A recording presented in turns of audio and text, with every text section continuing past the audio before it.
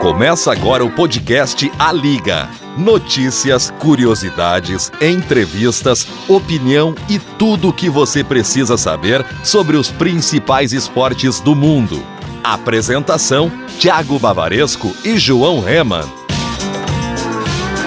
A National Football League é a liga esportiva profissional de futebol americano dos Estados Unidos. Consiste em 32 times divididos igualmente entre duas conferências. Hoje a gente vai bater um papo especial sobre a NFL. A Liga, o seu podcast de esporte. Olá, meus queridos amigos, sejam muito bem-vindos a um baita episódio e é com um imenso prazer que a gente tá aqui gravando, eu e meu amigo João, no meio do draft, um episódio especial da NFL, João. Isso aí, o episódio de hoje, Thiago, promete muito. A gente vai falar de NFL. Pra você que não entende muito, fique ligado aí que a gente vai explicar bem certinho, a gente vai explicar todos os processos, enfim, vai ser muito bacana, vai ser um episódio um pouco mais longo, né? Com Mas certeza. A gente vai fazer uma coisa dinâmica pra não ficar maçante assim. Isso. E vai ser show de bola. Hoje vai ser um guia realmente completo, então para você que quer entrar no mundo esportivo do futebol americano, você não sabe os times, você não sabe como funciona,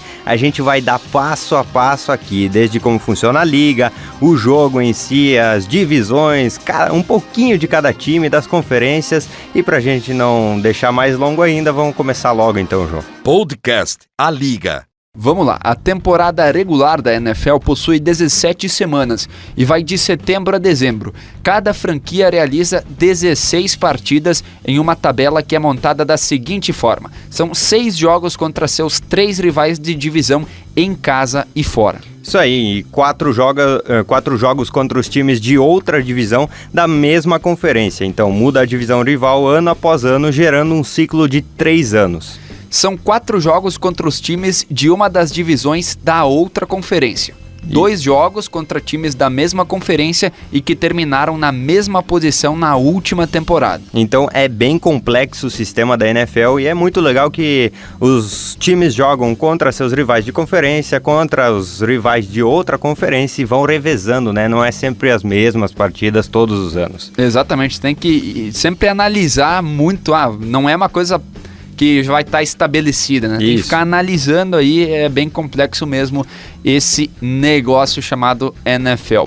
E o pós-temporada então? Ao término da temporada regular, temos o início dos playoffs.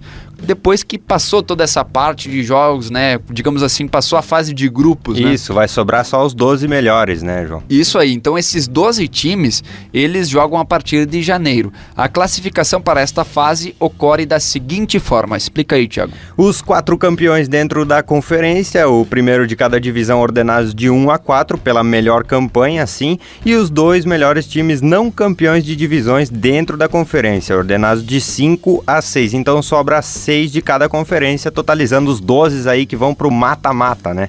A classificação é importante, pois determina o mando de campo também, então quem se dá melhor na classificação consegue jogar em casa. Com certeza, jogar em casa muda muito em qualquer esporte e não é diferente na NFL.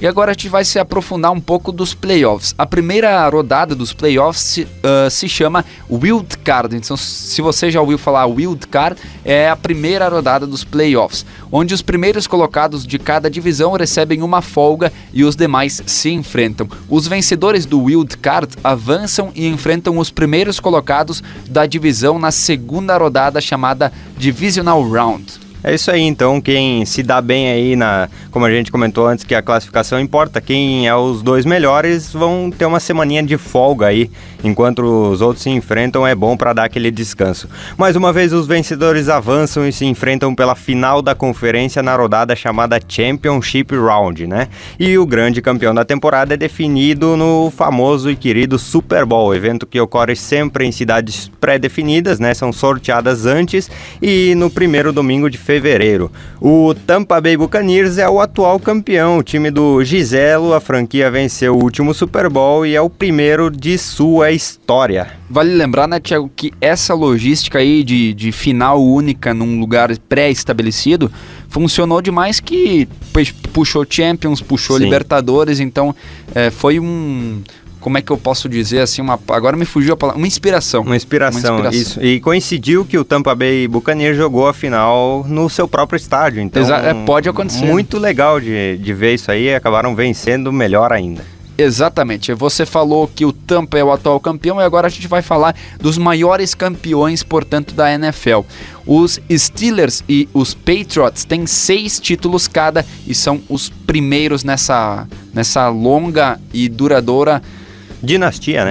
Trajetória. É difícil. Isso aí. Em segundo lugar vem 49ers e Cowboys com 5 títulos cada um.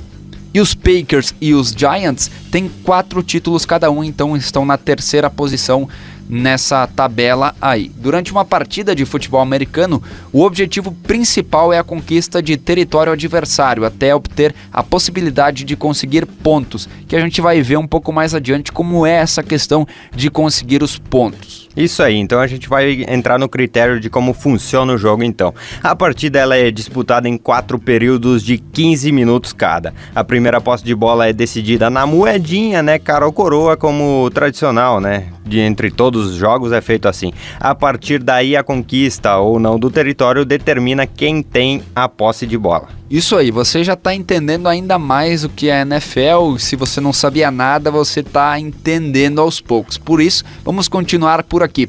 Você já ouviu falar em linhas de jardas? Elas nos indicam quanto território foi conquistado, além do quanto falta até conquistar o território adversário. Portanto, linhas de jardas é isso. Isso aí, né? No futebol americano não é marcado em metros e sim em jardas, né? Que é um pouquinho menor que o metro aí, mas é a medida que eles usam lá, os americanos com suas coisas especiais. Os hash marks, então, eles formam os limites para o posicionamento da bola em uma jogada, ou seja, tem um no começo, tem um no final, que são as 10 jardas em que o time tem que avançar. Tudo isso a gente vai explicar um pouquinho melhor. Exatamente. A sideline, então, o que é? É a saída lateral do campo e local onde ficam os reservas e também a comissão técnica. A red zone, então, é o território das últimas 20 jardas do campo, de ataque no caso. Então, quando a equipe está alcançando, ela chega nas últimas 20 jardas, ela está na red zone. E a end zone é o objetivo principal do time que está atacando. Ao atingir esta área, temos um touchdown. Isso você já sabe o que é, provavelmente. É a pontuação máxima do futebol americano, é de 6 pontos, né? Então, 6 pontos é o máximo que você pode atingir no touchdown. E para complementar o touchdown, existe o goal post, né? Que é aquela trave em formato de Y na cor amarela, muito famosa, tem filmes e é referência. Elas ficam posicionadas no fim da end zone e se tornam alvos a partir de chutes. Pode ser o field goal, que gera 3 pontos, ou o extra point pós-touchdown, que gera 1 ponto. E a partida, daí dá para se dizer que vem o nome de futebol, porque ela é disputada com 11 jogadores para cada time em campo, portanto é 11 contra 11 como o futebol de campo. Isso aí, são 11 jogadores de ataque, 11 jogadores de defesa e, além disso, existe o time dos especialistas, que entram em campo em certas ocasiões como kickoff, field goals ou punts. E agora a gente vai falar para você sobre os jogadores. A gente tem muita dificuldade, até mesmo no futebol, porque eles utilizam aquelas siglas, né? E a gente não sabe muito bem, né? Porque é tudo em inglês. Então os jogadores de ataque tem o WR. O WR, ele é o quê? O Wide Receiver. Isso aí, o OT é o Offensive Tackle. O OG é o Offensive Guard. O C é de Center. O TE é o Tight End. Isso, o QB aqui é o mais famoso, o quarterback, né? E o RB também é famoso, o running back. E para fechar tem o FB, que é o fullback, né? O cara que fica atrás aí. E agora a gente vai explicar um pouquinho o que é cada um, posição por posição. Vamos lá, João. Quarterback, o dono do time. Vamos lá, o quarterback é o principal jogador do time. Ele participa de todas as jogadas de ataque, seja realizando passes ou entregando a bola para o corredor. Deve informar aos seus jogadores a jogada a ser realizada e também realizar a leitura da defesa adversária para fazer possíveis ajustes, ou seja, ele é aquele líder ali dentro de campo. É o capita, né? O verdadeiro capita. O running back, então, que o João comentou que a sigla é RB, ele também pode ser chamado de halfback, HB. Ele é responsável pelo jogo terrestre do time, ou seja, as corridas. É o jogador mais fisicamente completo do time, ou seja, ele corre, bloqueia e também recebe passes. Então o cara tem que ser um verdadeiro coringa. Exatamente. E o fullback, então, é uma posição cada vez menos utilizada nas formações ofensivas. Ele realiza corridas curtas e bloqueios. É um faz-tudo do ataque. Ele protege o quarterback, abre caminho para o running back e ainda pode correr ou também receber passes. É um jogador versátil, mas que tá saindo da moda aí, né? O wide receiver, esse sim todo mundo tem, é um dos recebedores que faz rotas no campo, ou seja, ele faz as corridas. As principais características são a velocidade e muitas vezes também a altura e a impulsão. O tight end, ele participa tanto da linha ofensiva como bloqueador, quanto mais um alvo recebedor. Então ele tem várias funções. Ele deve combinar força física para os bloqueios e também a habilidade para receber passes. Duas características, tipo, diferentes. Distintas, né? Distintas. Ele é aquele cara monstro, gigantão, que também recebe a bola e corre para fazer o touchdown.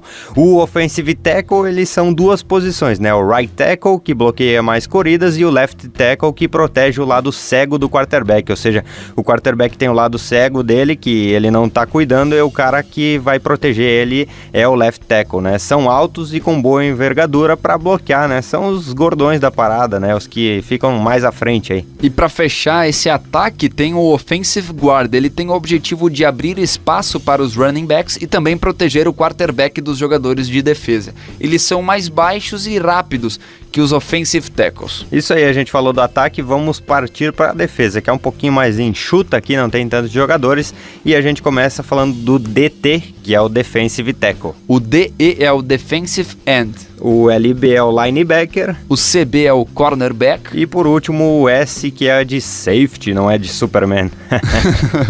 Vamos falar um pouquinho de posição por posição, então. Então o cornerback, ele marca os wide receivers do time adversário. Por isso precisa ser tão ágil quanto eles. Os caras têm que correr mesmo.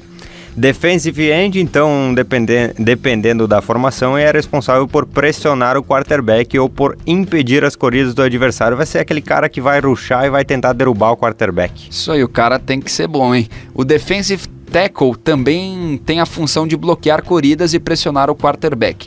A única diferença é que ele tem que estar no centro da linha. Isso, ele tem um limite aí no campo que ele não pode ultrapassar. O linebacker pode ser inside, outside ou middle linebacker, né? O que muda é a sua posição atrás da linha defensiva. Sua função tática é completa, bloqueia a corrida, marca passe e pressiona o quarterback. O cara completão, então. E o safety, ele também tem duas possibilidades de posição.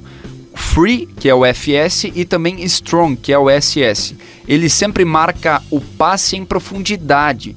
Isso determina o jogo, né, Thiago? Isso. É a última arma defensiva de um time, portanto esse é o safety. E agora vamos aos times especiais, né? Os Special Teams. O time de especialista entra em campo para kickoffs, que é início e reinício de jogo, extra points e punts. Os principais jogadores são... O K é o kicker, você já deve ter ouvido falar. Com certeza, tem inclusive o único jogador BR atualmente atuando na NFL é um kicker, o Cairo Santos, né? O P é de punter e o H é de holder. LS é de long snapper. Isso, e o returner, né, que tem a sigla aérea aí também no nome. E a gente vai dar a posição por posição que cada um faz. Isso aí, o kicker ele é responsável por chutar a bola em tentativas de field goal ou extra point. E a gente também vai ver isso um pouco mais adiante, vamos explicar melhor para você. Isso aí, o holder, ele segura a bola de forma que ela fique em pé para ser chutada pelo kicker. Também precisa ser hábil para girar a bola e tirar a costura da área do chute, ou seja, o cara tem que receber a bola e ajeitar ela pro kicker só dar aquela bicuda, né? E tem que ainda levar a sorte de não levar a bica na mão. Eu e você, você tentou me ensinar futebol americano na prática, quando a gente estava de férias, e eu fui aí intercalei entre essas duas posições. Exatamente. Né? E o punter, então, o punter ele chuta a bola no ar e para bem longe, fazendo com que o time adversário fique o mais distante possível da sua end zone. Ele requer precisão para que o chute não seja curto e nem muito longo, e ainda tem que chutar bem com a bola que não é de futebol. Não é redonda, né? É oval. O returner é especializado em retornar os chutes de kickoff ou punts, né? Ele busca correr e conseguir a melhor posição em campo possível para seu ataque iniciar suas jogadas, ou seja, quando o punter vai lá e dá a bicuda, o returner tem que pegar essa bola e sair correndo contra os inimiguinhos lá que vão tentar derrubar ele, né? A jogada, então, uma jogada ela começa a partir do snap, mas não é o Snapchat não.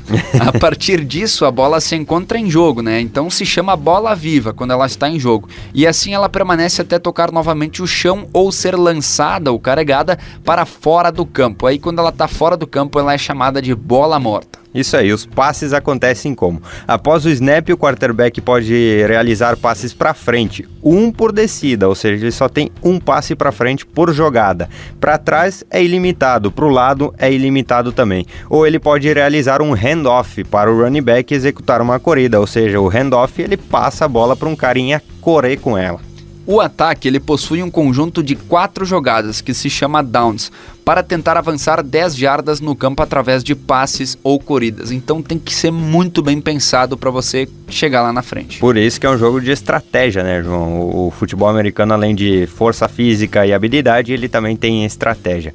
A gente sempre vê as marcações na TV, nas transmissões, que é first and 10, né? First and 10, né? O 10 ele indica quantas jardas são necessárias para atingir o objetivo e first é a primeira descida, no caso, ou segunda, ou terceira, ou quarta, né? Ou seja, a tradução de first and 10 é a primeira descida para 10 jardas. Isso aí, caso consiga atingir o objetivo, obtém novamente mais 4 descidas para avançar outras 10 jardas, por isso é muito importante chegar nesse objetivo. É o famoso de grão em grão a galinha enche o papo, né? Isso verdade. Se repete até a endzone, né, quando acontece o touchdown, ou ser impedido pela defesa de avançar as 4 descidas, né? Então se não consegue fazer as 4 descidas, vai ter que chutar ou tentar outra alternativa aí. E caso o ataque não obtenha o first down nas 3 primeiras tentativas, ele deve optar por 3 opções. Primeira, passe ou corrida para alcançar as jardas restantes. E qual é a próxima? Isso aí, ou ele devolve a bola para o adversário, que é um pouco frustrante. E a última é pontuar através de um field goal aí. Aí o kicker tem que estar preparado, né? Porque muitas vezes pode ser muito longe ou muito perto aí do Y, tudo pode acontecer, né?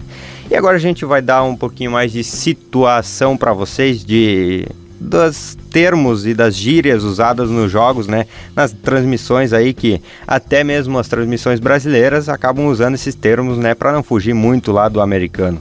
Exatamente, o extra point é o primeiro que aparece aqui. Ele é um chute de ponto extra de 25 jardas mais o recuo do kicker. Ele vale 1 ponto se passar pelo Y, portanto. A conversão de 2 pontos, então. O time pode abdicar do chute extra e tentar uma conversão de 2 pontos. Ou seja, ele faz um touchdown e em vez dele chutar, ele pode tentar fazer um touchdown de novo, né? A formação é a mesma de qualquer tentativa de descida e caso o time entre novamente na endzone fazendo o touchdown, ele seja através de corrida ou passe, os 2 pontos são garantidos. Então, ao invés de chutar e conseguir 1, você pode fazer mais um touchdown e conseguir 2 pontos. E o touchdown, então, né? O termo mais conhecido dentre todos. O objetivo principal de todo o time em qualquer descida significa touchdown. Ele ocorre quando o jogador corre, recebe um passe ou recupera um fumble na end zone do adversário. Vale 6 pontos no placar, além da possibilidade de obter uma conversão extra de 1 ou 2 pontos. É isso aí o touchdown. O punch, então, é após uma campanha fracassada, onde um time não alcança o first down, resta apenas chutar a bola o mais longe possível para deixar para os inimigos. Assim, o adversário começa a sua campanha de ataque bem longe do seu objetivo final, que é fazer o touchdown na endzone. É aquele ditado, né? Tipo, o zagueiro que é bom manda... rasga, né? Rasga e manda lá pra aquele lugar. Vocês sabem. Safety na pontuação, né? Porque a gente explicou antes do safety do jogador, né? Do atleta, agora é do safety da pontuação. Ela é uma outra forma de pontuação. Ocorre quando um jogador de ataque é derrubado. com a posse de bola dentro de sua própria end zone. Logo, o time que forçou o safety recebe 2 pontos. Ele pode ser comparado a um gol contra no futebol. E então também aí é frustrante você tomar um safety, né? A recepção então, ela ocorre quando se recepciona a bola após um passe para frente. Se o recebedor estiver em pé, ele só é completa se o jogador realizar um movimento de corredor após a recepção, ou seja, ele tem que pegar a bola e correr um pouquinho. Se o jogador pegar e cair no chão, a bola não pode se mexer ao tocar no chão, ou seja, ele tem que segurar essa bebezinha aí oval firme. Como se fosse seu filho, né? Senão vai ser um drop aí que a gente também vai explicar. Isso aí, então a interceptação é se um jogador defensivo interromper a trajetória da bola viva durante um passe. Aí temos sim uma interceptação, com as mesmas regras da recepção para se tornar completa. Então dá para se dizer que você já sabe o que é interceptação, né? Isso Só aí. ler. É quando o adversário vai fazer a recepção do passe, né? Não vai ser o amiguinho de time. Não vai ser o cara que era a intenção de estar lá. Exatamente. O fumble, então, ao derrubar a bola de qualquer jogador declarado como um corredor, ela se torna uma bola viva e temos um fumble. A partir desse momento, a posse da bola será de quem pegar primeiro, verdadeira batata quente do colégio. Verdade. O down by contact, então, ocorre quando o jogador de ataque é derrubado por um jogador de defesa, tendo qualquer parte de seu corpo tocando o chão. Isso determina o fim de uma jogada de ataque. Então, este, para você saber, é o down by contact. Isso aí, uma das mais utilizadas agora é o tackle, né? É o contato do defensor para derrubar o adversário com a posse da bola e assim encerrar a descida. É a pancada que o cara vai dar no outro. Existem regras para a execução do tackle, né? Que se descumpridas ocasionam em faltas. Também a gente explica mais para frente. Sec, então. Após a pressão, se o defensor conseguir derrubar o quarterback dentro do pocket e com a posse de bola, temos um sec. É muito bom para a defesa, pois geralmente traz uma enorme perda de jardas ao ataque. E agora a pass rush ou a blitz, né? No pass rush, um grupo de jogadores na linha defensiva tenta passar pelos bloqueios e chegar o mais rápido possível ao quarterback. Já na blitz, os linebackers se aproximam da linha e também tentam chegar ao quarterback, ou seja, é aquela jogada da defesa que dá aquela pressão em cima do cara, então ele tem que ser muito ligeiro. As corridas, então. A corrida ela começa através de um handoff, passe lateral ou passe para trás, sempre atrás da linha ofensiva. Pode se ocorrer através da linha ou de forma lateral por fora da mesma, então essas são as corridas. E agora, como o João falou antes, do pocket é a área imaginária onde o quarterback fica protegido pela sua linha ofensiva. Os limites são os 2 jogadores das extremidades da linha e então ali dentro daquele cubículo ele tem que se virar louco para achar um passe. O huddle, portanto, é a reunião do ataque que precede qualquer jogada. A ideia é o quarterback informar aos seus jogadores qual jogada será executada e também em qual contagem será realizado o snap. Se o time estiver apertado no relógio, pode pular o huddle, o que chamamos de no huddle. O huddle na tradução literal, me corrija se eu estiver errado, João, mas é reunião, né? Isso aí. Huddle é reunião. Então é aquela reuniãozinha rápida que o quarterback chama a galera pra falar, ó, a gente vai fazer o seguinte agora. Se não der certo, vai ser da seguinte forma, né? E o no huddle é quando o relógio estiver muito correndo e eles precisarem jogar com pressa, eles vão esquecer da reunião. Aí vale o entrosamento. Né? Aí vale o entrosamento. E o snap, que não é o Snapchat, como o João falou, é um movimento de passe para trás executado pelo center da linha ofensiva. É o início de toda a jogada de ataque. Ocorre após uma contagem combinada, é chamada pelo quarterback, né? É aquele famoso snap, quando começa a jogada, o cara pega e joga a bola para trás das pernas, né? Isso aí. Para fechar, então, esses conceitos, turnover by downs é após tentar um passe ou corrida em uma quarta descida e fracassar. O time perde a posse de bola e acede ao adversário no local da última posse. Então também é constrangedor. Constrangedor, turnover by downs, né? Bem complicadinho de falar esses termos aí. Verdade. A NFL, a National Football League, é composta por 32 franquias espalhadas pelos Estados Unidos da América. Essas franquias são separadas em divisões e conferências. As conferências são a americana, a AFC, a National, né, a NFC, sendo que dentro de cada conferência os times são divididos em Norte, Sul, Leste e Oeste, e agora sim, meus amigos. Agora você que tá escutando aí, você não tem um time pré-definido? O seu momento de escolher é agora, parceiro, porque a gente vai falar um pouquinho de cada time para você sentir. Aí você vai pegar e vai ouvir assim, Patriots, bah, gostei. Vou pesquisar um pouco mais. Aí você vai se apaixonar, nem pesquisa que você vai se apaixonar. Vê o uniforme, vê o estádio, vê os jogadores. A gente vai dar só uma palhinha aqui, é um parágrafozinho de cada um, só para deixar vocês com gostinho de quero saber mais. Vamos lá, vamos começar pela AFC Norte, portanto. Tem o Pittsburgh Steelers, foi fundado em 1993, tem como seu maior rival os Ravens. É 6 vezes campeão do Super Bowl e joga na Pensilvânia no seu estádio todo amarelo, apelidado de grande pote de mostarda, chamado Heinz Field. Tem espaço para 68.400 pessoas. Não é por nada que tem até a marca de mostarda exatamente no nome do estádio, né? O Baltimore Ravens também é da AFC Norte, ele foi fundado em 96, tem como seu maior rival, é claro, os Steelers. São 2 vezes campeões do Super Bowl e jogam no lindo MIT Bank Stadium, em Baltimore, né, Maryland, que possui a capacidade de 71 mil lugares. Os Cleveland Browns foram fundados em 1994 e também compartilha a rivalidade dos Ravens, tendo os Steelers como seus rivais. E, infelizmente não possui nenhum troféu na estante do seu estádio, que fica lá em Ohio, chamado de First Energy Stadium, que pode comportar até 67.895 pessoas. E para fechar a AFC Norte, temos Cincinnati Bengals, eles que foram fundados mais antigamente, em 67, carrega as mágoas dos Browns e dos Ravens e declara rivalidade aos Steelers.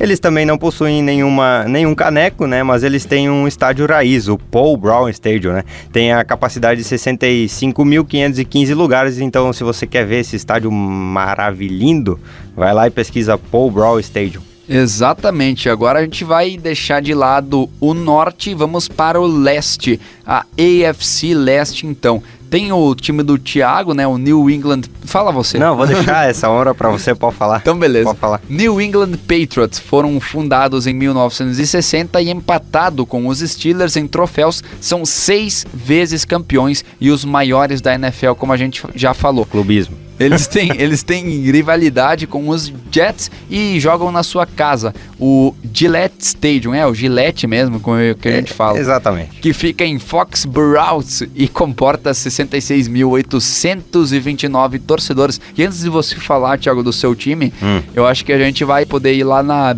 BBC ou na ESPN, que a gente tá mandando bem no inglês. Estamos mandando bem, né? Estamos se virando, digamos assim, né? Isso aí. E agora o meu segundo time de paixão também é da mesma conferência e da mesma divisão, João. O Miami Dolphins, né? Ele foi fundado na década de 60, mais precisamente em 96 e em 66, né? Até tem um erinho aqui no nosso roteiro. Ele tem 2 títulos de campeões e o seu maior rival é o poderoso New England. Clubismo mais uma vez, né? Na sua casa linda chamada Hard Rock Stadium, que já sediou vários Super Bowls, com o tamanho suficiente para caber 65.326 pessoas. Foi onde a Shakira e a J-Lo deram um show. Que beleza, hein? E agora os New York Jets. Os aviões começaram a voar em 1960 e estão sempre de olho em New England, que são seus maiores rivais. Eles levantaram apenas um troféu, mas seu estádio comportaria muitos, pois a casa deles é o gigante MetLife Stadium, localizado em New Jersey e possui 82.500 lugares. Até então é o estádio maior que a gente já comentou até agora. Verdade. Né? 82 mil lugares é coisa pra caramba. Buffalo Bills, fundado no mesmo ano que os Jets, em 60, e adivinha quem são seus rivais, João? Esse seu time tá requisitado. Tem rivais, né? Os Patriots também, né? Os Bills carregam o peso da chacota de não terem nenhum troféu no Super Bowl. Jogando em casa na grande New York, eles têm o estádio com 71.870 lugares e é chamado New Era Field. Que beleza, e agora de leste vamos para o oeste, vamos falar da AFC Oeste. Tem o Las Vegas Raiders, fundado também no ano de 1960 e é o time que virou marca. Possui 3 troféus para dizer que são campeões e tem uma rivalidade muito grande com os Broncos. Possuem seu novo e belíssimo estádio, o Allegiant Stadium, que está localizado em Nevada e tem a capacidade de 65 mil lugares. Ele que é conhecido por ser Me fugiu até o nome agora, nave espacial dos ETs lá, parece uma nave espacial dos ETs. Que beleza. Que beleza, né, cara? E é o time que virou marca, como você falou. Quem nunca viu alguém com um boné dos Raiders ou uma camisa, uma regata? O cara não faz ideia do que... E agora vamos pro Denver Broncos, a cavalaria da NFL, né? Ela foi fundada em 1960, carrega consigo 3 títulos de Super Bowls e são rivais da potência Black, né? Os Raiders. Eles se localizam na cidade de Denver, no Colorado, com seu gigante estádio de 76.125 lugares e carrega o nome dos Broncos Stadium at Mile High. Também que nome comprido, né? Não podia dar uma diminuída aí. Que beleza, hein? E agora a gente vai falar do Kansas City Chiefs. Os cabeças de flechas foram fundados em 1960, com 2 títulos até hoje. Leva uma rivalidade séria com o time de Denver e joga no majestoso Arrowhead Stadium, localizado em Missouri. E em dias de jogo o estádio lota, ocupando 76.416 lugares. E por último, os Raios, né? Los Angeles Chargers foi fundado também em 60, são os Raios da NFL, não possuem nenhum título, mas compensam isso no seu estádio que é dividido com os Rams. O belíssimo SoFi Stadium tem a capacidade para 70.240 pessoas e fica na Califórnia. Os seus rivais também são os Raiders, então os Raiders estão mal pegos nessa situação. Verdade. E agora vamos mudar de direção de novo, vamos para o Sul, a AFC Sul. Indianapolis Colts iniciou no ano de 1953 com sua tradicional logo, que é uma ferradura de cavalo. Possuem 2 troféus em sua coleção e levam uma rivalidade com um time de outra divisão, os Patriots, novamente aparecendo por aqui. Seu incrível estádio, onde geralmente acontece o Combine, é o Lucas Oil Stadium, que fica em Indianápolis e possui capacidade de 67 mil lugares. Tu vê, os caras nem são da mesma divisão aí, da mesma conferência e compartilham rivalidade com o meu time, né, João? Pois é, pra tu ver que as mágoas estão grandes, tá complicado, hein? E você falou do estádio onde acontece o Combine. O Combine é o seguinte, é um evento onde os garotos da faculdade saem da faculdade e eles vão pra NFL, mas antes eles têm que se apresentar, né? Tem que se mostrar pros técnicos e tudo mais. Então eles vão lá no estádio e ficam o dia inteiro lá passando, correndo, mostrando suas habilidades. Serviço, né? Mostrando serviço pros olheiros, né? Agora a gente vai falar do Houston Texans, né? Que é um time recente, digamos que é o adolescente cheio de energias da família NFL. Ele foi fundado em 2002, então bem novinho aí. E tem a sua rivalidade contra o time da Ferradura Azul, como o João comentou antes. Os touros texanos não possuem nenhum título ainda, mas em contrapartida eles possuem um estádio de tirar o fôlego, que é o Energy Stadium, e ele comporta 72 mil pessoas. E agora, os Jacksonville Jaguars é o time feroz da AFC Sul, também fundado mais recentemente, em 1995, se iguala a Houston em títulos, ou seja, ainda nenhum. Os Jaguars têm a sua maior rivalidade contra os Titans e quando jogam em casa estão na Grande Flórida, no TAA Bankfield, que tem 61.132 lugares. E para fechar a conferência americana, agora o Tennessee Titans, ou Titans, como o João comentou, fechando a AFC Sul, né? É um time de 1960 e na contagem de troféu eles também estão com 0 na conta. Tem o seu maior rival, os Colts, e joga no belíssimo estádio da Nissan, que tem 69.134 lugares. Eu acho engraçado que todos têm um quebradinho, né? 134, o outro era 132. Mas eu tô interessado se esse estádio aí tem uma bomba, porque Nissan é meio bomba. Olha o né? que você vai falar aí que vai que os caras vêm patrocinar o nosso podcast. Né? Vai saber. Mas agora vamos trocar de conferência e vamos falar da National Football League. Vamos começar pelo norte então. NFC Norte tem o Green Bay Packers, os famosos cabeças de queijo, foram fundados em 1919, ou seja, são os veteranos da competição, sendo 4 vezes campeões e tendo como maior rival os Bears. Eles jogam no belíssimo Lambeau Field, que tem a enorme capacidade de 79.704 lugares. Isso aí, são famosos, conhecidos como cabeças de queijo, que nem você falou, e os torcedores vão realmente com uma cabeça de queijo pro estádio, né? Só nego louco aí. Inclusive, outra curiosidade pros Packers é que eles venceram os 2 primeiros Super Bowls, então eles são os primeiros campeões do bagulho. Que massa! E 2 vezes seguidas, né? O Chicago Bears, ou Bears, como o João falou, né, que tem talvez a logo mais simples da NFL e foi fundado em 1920, tem um título para comemorar e leva a maior rivalidade com os Packers. Tem a sua casa construída na cidade de Illinois e chama ela de Soldier Field, né, então soldado, onde abriga 61.500 torcedores. Que massa, hein? Agora vamos falar do Minnesota Vikings, que são realmente nórdicos e levam a linda cor roxa no uniforme. Criado em 1961 e infelizmente até hoje não possuem nenhum título, mas possuem um rival chamado Green Bay Packers. Sua casa é o US Bank Stadium, que fica em Minneapolis e tem 66.655 lugares. Minneapolis ficou bem comentado no mundo inteiro, né? Exatamente. Para fechar a NFC Norte, o Detroit Lions, né? Os Leões, né? Ou também eles são conhecidos como Blue Lions. Foram fundados em 1930, são um pouquinho mais antigos também. Também possuem a rivalidade com os Cheesehead, né? Que são os cabeças de queijo. A estante não tem nenhum troféu do Super Bowl, já o estádio é enorme, se chama Ford Field e fica em Michigan e tem capacidade para 65 mil pessoas. Interessante falar que, né, que é o Ford Field, a Ford por si só tem a sua história construída em cima da cor azul, o Detroit Lions também é azul. Que massa, hein? E agora de NFC para NFC, vamos para o leste então. Tem o Dallas Cowboys, o time da Estrela Azul. Os Cowboys do Leste foram fundados no ano de 1960 e de lá pra cá eles encheram as prateleiras colocando 5 troféus. Lugar para colocar os troféus eles têm, pois possuem o AT&T Stadium, que fica no Texas, com nada mais nada menos que 80 mil lugares. Eles têm a sua rivalidade firmada com os Giants. Olha, podia ser o estádio maior, mas aí tem 2 times na jogada aí. Um a gente já comentou antes e agora vamos falar do outro.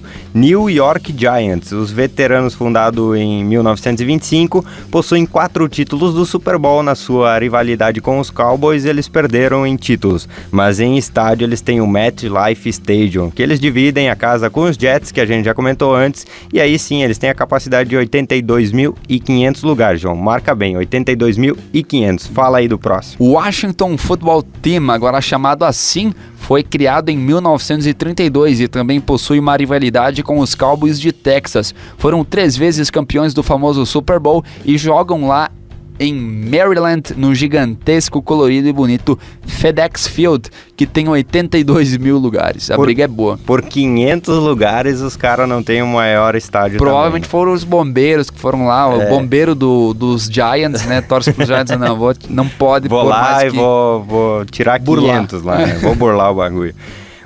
Para fechar, né, então essa divisão, o Philadelphia Eagles, né, as Aves do Leste, fundadas em 1933, conquistaram recentemente o seu primeiro troféu, infelizmente em cima dos Patriots, possuem a rivalidade com os Cowboys e jogam no Lincoln Financial Field, que tem 69 mil lugares. Agora vamos para a NFC Oeste. Tem o San Francisco 49ers. Os vermelhinhos da Califórnia iniciaram as atividades em 1946. Levam a sua rivalidade contra os Cowboys do Leste e possuem 5 troféus na sua estante e jogam no belíssimo Levi's Stadium, que tem a capacidade de 68.500 pessoas. E o Caldeirão Vermelho fica na cidade de Santa Clara. Eles perderam recentemente, né, Super Bowl. Exatamente, há 2 atrás eles perderam, inclusive abraço nosso amigo Benvenuti. Deve estar chorando agora. Deve estar chorando nesse momento. Seattle Seahawks, as aves da marinha, né, ou seja, os pelicanos, eles foram fundados em 1976, conquistaram um título e o único até então em 2013. Tem a maior rivalidade com os 49ers e jogam no gigante e moderno CenturyLink Field. Esse é difícil de falar.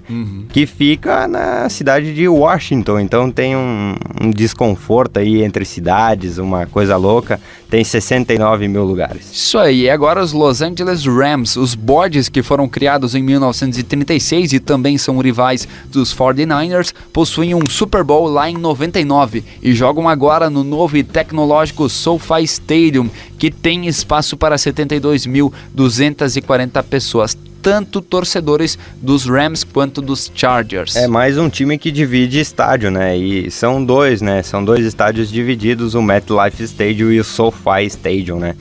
O Arizona Cardinals, os Passarinhos Vermelhos de Arizona, foram fundados em 1920, levam uma rivalidade com as Gaivotas do Mar, vulgo Seattle Seahawks, e não ganharam o Super Bowl ainda. Jogam em um estádio tradicional e muito legal que é o University of Phoenix Stadium, que cabe 63.400 torcedores. Eu também recomendo você olhar esse estádio aí, que é muito legal.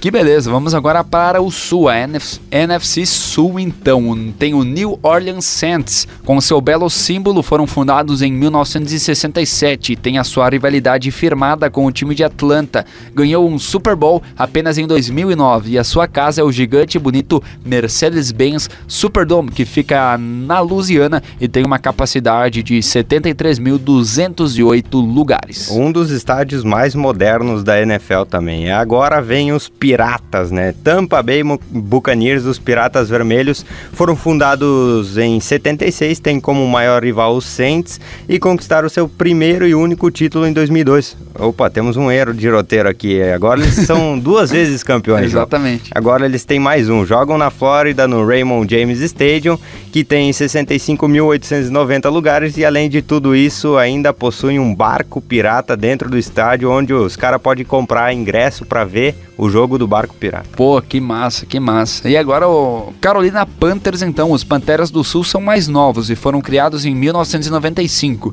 Tem como rival os Falcons. Até então não possuem nenhum título na sua estante, mas jogam no azulão Bank of America Stadium, que tem a capacidade de 75.523 lugares. E agora, para fechar a questão de times, o 32º aqui é o Atlanta Falcons. São os Falcões Vermelhos, que foram fundados em 1966, tem a rivalidade com o time de New Orleans e não tem nenhum troféu do Super Bowl. Jogam na Geórgia, no Mercedes-Benz Stadium, que é fechado e possui a capacidade de 71 mil lugares. Então a gente fechou um pouquinho de cada time da NFL aí para você que não tinha time, agora você pode escolher. Mas eu recomendo assim, assista jogos, né? Que assistindo jogos você vai realmente se apaixonar por aquele time, né? Não tem como. Exatamente. E agora, Thiago, para fechar de vez o nosso podcast, para episódio, né, do nosso podcast que tá sendo muito bacana, você vai explicar um pouco pra gente aí do draft da NFL que tá rolando, né? Já que tá rolando, né? Começou ontem no dia 30, hoje é dia 1º, o dia que sai o episódio e termina amanhã, dia 2 de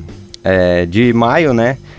Disso de 2021, né? E vamos falar um pouquinho do que é o draft, esse negócio que está sendo tão falado aí nas mídias sociais, né? Ele é um evento anual em que os 32 times da NFL escolhem novos jogadores vindos do futebol americano universitário. É a forma mais comum de recrutamento de jogadores da NFL, ou seja, eles vão pegar os garotos da faculdade para jogar nos seus times, né, João? Aí você quer falar um pouquinho sobre o local aí, porque é toda uma preparação, né? Vamos lá, o draft ele ocorre desde 1936 e mudou-se para locais maiores, assim a popularidade claramente aumentou, atraindo fãs do mundo inteiro.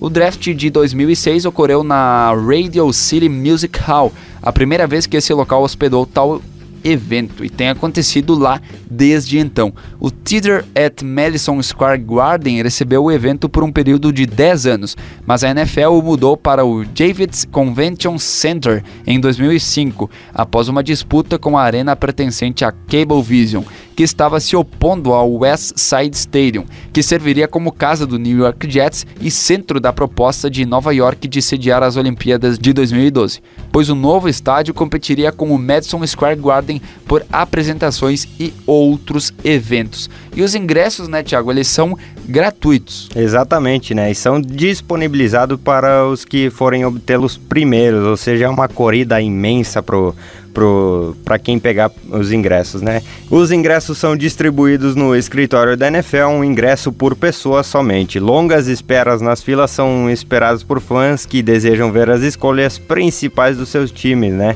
Agora a gente sabe que tá nesse meio de pandemia e tudo mais, então ele vai ser novamente online, meio que online, meio presencial esse draft desse ano, né?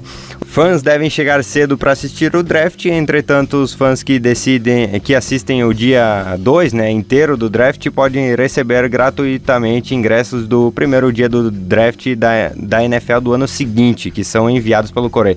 Então, se eu for esse ano lá e eu assistir o segundo dia do draft completo, ou seja, hoje, se eu tivesse lá assistindo inteiro, pro ano que vem eu já tenho meu ingresso, né? Garantido para assistir o primeiro dia. Então que não é fácil, né? Você deve ser uma pegar se você correria não louca, ficar né?